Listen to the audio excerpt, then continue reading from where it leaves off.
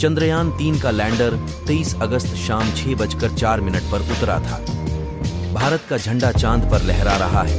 एक एक भारतीय आज गर्व महसूस कर रहा है। लेकिन यह सब इतना आसान नहीं था। हम आपको बताएंगे कि कैसे चांद पर छापा अशोक का स्तंभ। सबसे पहले तो यह जरूरी था कि चंद्रयान 3 की सॉफ्ट लैंडिंग हो। इसके लिए कुछ देर पहले से ही चंद्रयान की स्पीड को कम करने की प्रक्रिया यानी कि दी बूस्टिंग शुरू कर दी गई थी। सॉफ्ट लैंडिंग के कुछ घंटों बाद रोवर भी इससे बाहर आ गया। यह 6 पहिए वाला रोबोट है। अगले 13 दिन तक यह चांद की सतह पर चलेगा। इसके पहियों में अशोक स्तंभ की छाप है। जैसे जैसे चांद की सतह पर चलेगा वैसे वैसे अशोक स्तंभ की छाप छपती चली जाएगी।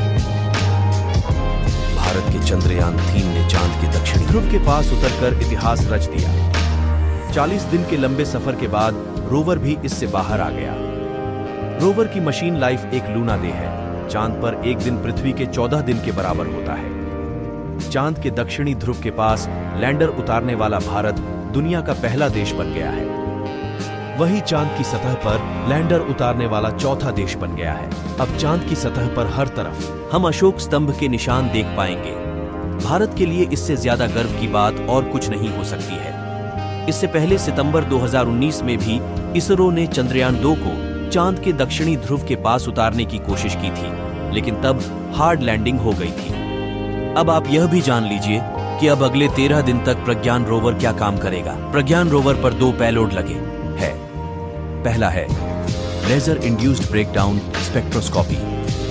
यह चांद की सतह पर मौजूद केमिकल यानी कि रसायनों की मात्रा और गुणवत्ता की स्टडी करेगा, साथ ही खनिजों की खोज करेगा।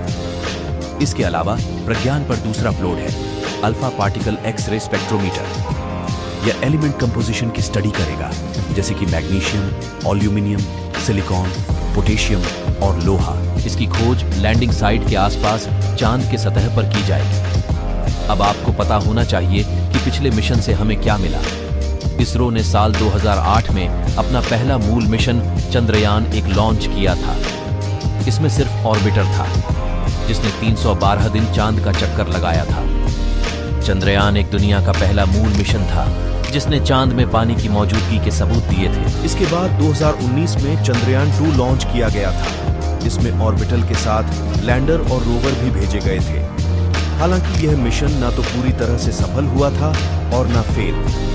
चांद की सतह पर लैंड करने से पहले ही विक्रम लैंडर टकरा गया था और इसकी क्रैश लैंडिंग हुई थी। हालांकि ऑर्बिटल अपना काम कर रहा था।